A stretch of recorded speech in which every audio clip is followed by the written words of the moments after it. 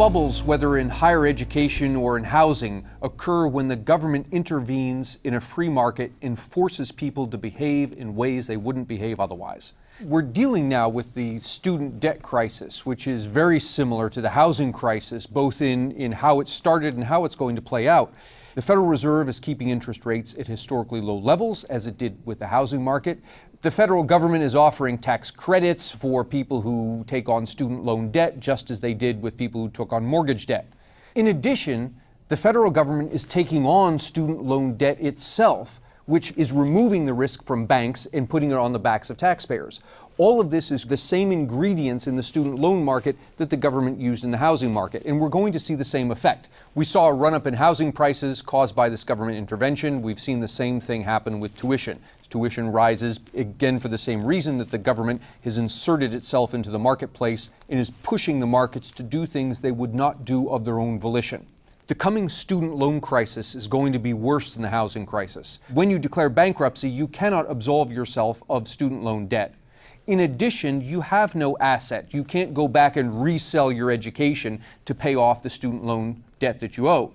So in total, while we're seeing the same kinds of things happen in the student loan market that happen in the housing market, the implications for the borrowers in the student loan market are going to be much worse.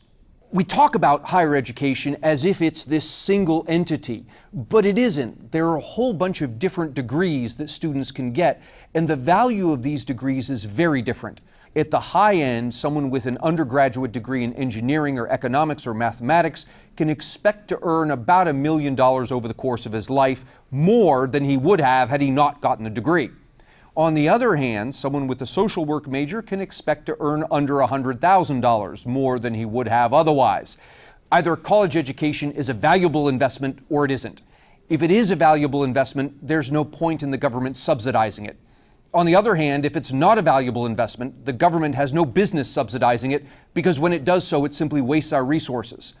Either way, there's no argument here for the government to be subsidizing higher education.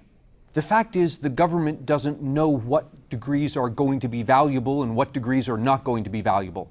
People are fallible and they will make mistakes, regardless of whether they're agents in a free market environment or bureaucrats in a government. The important difference is what happens when they make a mistake. In a free market environment, we have signals of profit and loss. These signals don't occur with government intervention, and so there's no mechanism for identifying and correcting errors. In the case of higher education, the answer is to allow people to make their own decisions as to what they're going to study, where they're going to study it, under what conditions they're going to study it, all of those decisions free of government interference. What we need is for the government to stop subsidizing higher education. The result will be that we will end up using our resources in the best possible way.